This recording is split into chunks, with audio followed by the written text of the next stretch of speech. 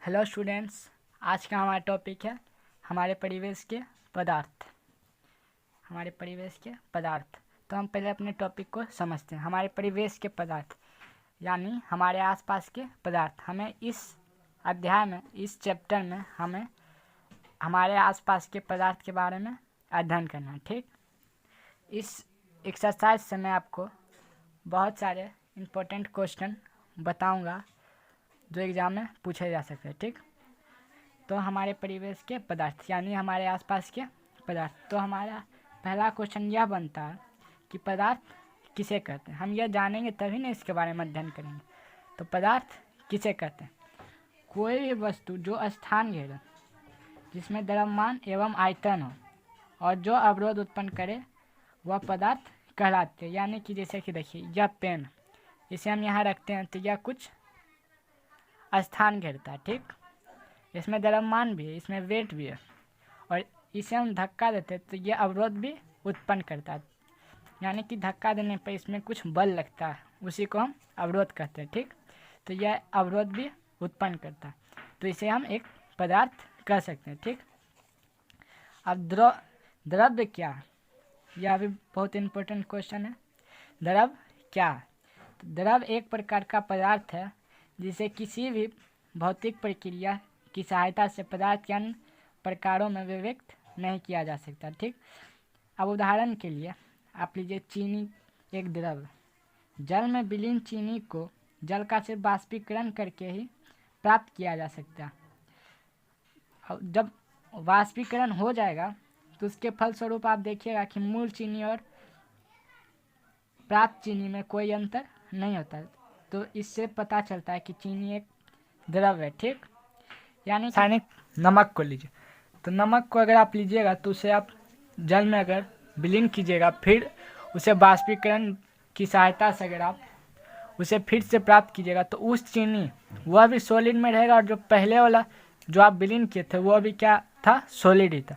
तो उसे हम पदार्थ के अन्य भागों में विभक्त नहीं किया कर सकते हैं। ठीक, अब आते हैं पदार्थों की प्रकृति, यानी कि पदार्थ किसका बना है, पदार्थ के कण किससे होते हैं, उनके बीच में क्या होता है, क्या स्थान रहता है, कितना आकर्षण बल रहता है, उस सब के बारे में पढ़ेंगे। ठीक, तो पदार्थों की प्रकृति। हाँ, पहला टॉपिक है कि पदार्थ कणों का बना होता है। ठीक, अब पदार्थ कणों का बना होता है तो यह भी क्वेश्चन पूछा जा सकता है कि पदार्थ किसका बना होता है। फिर आपसे यह क्वेश्चन पूछा जा सकता है कि आप साबित कीजिए कि पदार्थ कणों का बना होता है। ठीक, तो अगर आपसे यह क्वेश्चन पूछेगा कि पदार्थ किसका बना होता है तो आप सीधा सा जवाब दीजिएगा पदार्थ कणों का बना होता है। लेकिन अगर आपसे यह क्वेश्चन पूछेगा कि पदार्थ किसका बना होता है, ये पदार्थ कणों का बना होता है, उसे आप सत्यापित कीजिए। आप भी यह सोच रहे होंगे कि पदार्थ कण का किससे बना है, तो आप इस क्रियाकलाप द्वारा पता कर सकते हैं कि पदार्थ कण का बना होता है। एक ठो बीकर है, इसमें आप, यह बीकर क्या है? पारदर्शी है। इसमें आप जल लीजिएगा और जल को लेने के बाद जहाँ तक जल रहेगा वहाँ पर एक ठो निशान लगा दीजिएगा। फिर इसमें चीनी डालिएगा, उसके बाद मिलाइएगा। तो आप जब चीनी घुल जाएगा इसमें तो आप देखते हैं कि जल का लेवल जितना था उतना ही रहता, वह बढ़ता नहीं। तो भैया चीनी गया तो गया कहाँ?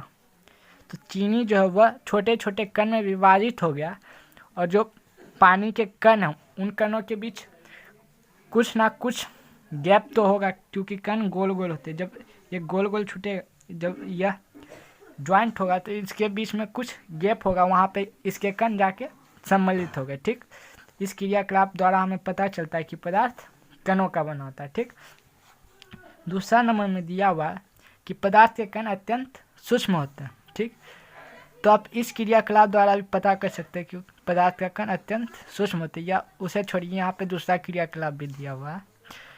अगर आप कॉपर सल्फेट को लीजिएगा और 100 ml बीकर वाले पानी में अगर थोड़ा सा सोडियम क्लोराइड के कण इसमें मिलाइएगा तो आप देखिएगा कि यह पानी ब्लू हो जाएगा। फिर इसमें से 10 ml पानी निकाल के फिर 100 ml वाले पानी में, साफ पानी में आप अगर फिर 10 ml को मिलाइएगा तो वो भी ब्लू हो जाएगा। इस तरह करते करते 7-8 बार कीजिएगा तो लास्ट वाला भी जो होगा वह भी थोड़ा थोड़ा ब्लू हो जाएगा, क्योंकि पदार्थ छोटे छोटे कण का बना होता है और इसके कुछ कण लास्ट वाले में भी जाके मिल जाता है। जब हम इससे 10 ml निकालेंगे तो कुछ ना कुछ कण तो आ ही जाएगा जो लास्ट वाले में भी क्या होगा, मिल जाएगा। इसीलिए इस क्रियाकलाप से हमें पता चलता है कि पदार्थ जो है, पदार्थ के कण अत्यंत सूक्ष्म होते हैं, यानी कि बहुत छोटे होते हैं जो आपको नहीं दिखते। पदार्थ दिखेगा पर उसका कण आप नहीं देख सकते, उसके लिए एक स्पेशल माइक्रोस्कोप की जरूरत पड़ती है। ठीक, तीसरा नंबर में दिया हुआ है कि पदार्थ के कण, इससे क्वेश्चन मैंने बताया, इसमें से आपको यह क्वेश्चन पूछा जाएगा कि पदार्थ के कण कैसे होते हैं, कैसे दिखते हैं, तो अत्यंत सूक्ष्म होते हैं जो हम अपनी नंगी आंखों से नहीं देख सकते। दूसरा नंबर में यह क्वेश्चन पूछा जा सकता है कि पदार्थ के कण अत्यंत सूक्ष्म होते हैं, सत्यापित कीजिए। तो आप इस क्रियाकलाप द्वारा सत्यापित कर सकते हैं। ठीक, आप क्रियाकलाप में यह लिखिएगा कि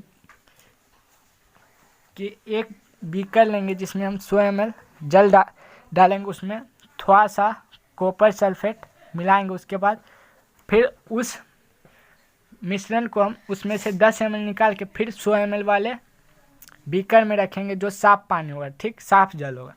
ऐसे कर कर के आप 7-8 बार कीजिएगा तो लास्ट वाले में भी कुछ ब्लू ब्लू दिखेगा।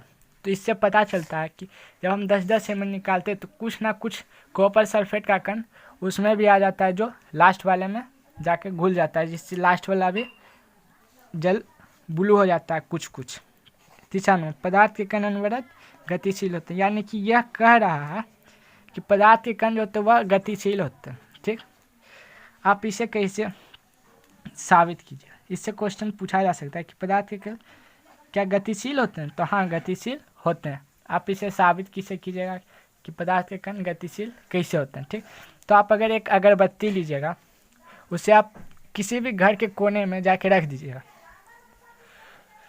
तो उसकी खुशबू आपको दूर तक नहीं आएगी, लेकिन अगर आप उसे जलाइएगा तो क्या होगा, उसमें जो इत्र रहेगा, इत्र का जो वाष्पीकरण होता है वह बहुत ही कम ताप पे होता है। जब अगरबत्ती जलेगी तो उसका इत्र जो रहेगा वह वाष्पीकरण होगा, उसका इत्र। तो जो उसका इत्र का जो कण रहता है वह आपको दूर दूर तक सुंघाई देता है। ठीक, तो वह कैसे होता है, इत्र भी तो कण का बना होता है, क्योंकि इत्र भी पदार्थ है, क्योंकि उसे हम रखेंगे तो वह स्थान घेरेगा ही घेरेगा, उसमें द्रव्यमान भी होगा। ठीक, अब उस इत्र का कण हमें दूर तक क्यों सुंघाई देता है, क्योंकि उसके कण गतिशील होते। कैसे गतिशील होते हैं, जो एयर का कण उसमें इत्र का कण मिल के हमारे तक आ जाता है, यानी एयर भी जो है, एयर का कण है वह भी गतिशील है। ठीक, अब आप इस लाइन को भी देखिए, ताप बढ़ाने पर कणों का वेग बढ़ जाता है, यानी कि जैसे जैसे ताप बढ़ाइएगा वैसे वैसे कणों का वेग बढ़ेगा। यानी कि अगर आप ताप बढ़ाइएगा तो जो कण होगा, पदार्थ का जो कण होगा वह स्पीड में, यानी कि बहुत तेज़ी से गति करने लगेगा। यानी कि आप देखते हैं, अगर आप कोई लोहा लीजिएगा, ठीक, उसे आप 1700 से 1800 डिग्री सेल्सियस तक का ताप दीजिएगा तो आप देखिएगा कि लोहा पिघलने लगता है, यानी उसके कण जो रहते हैं वह इधर उधर बिखरने लगते हैं। तो उनके कण में कुछ गति हो रहा, तभी ना वो इधर उधर जा रहा।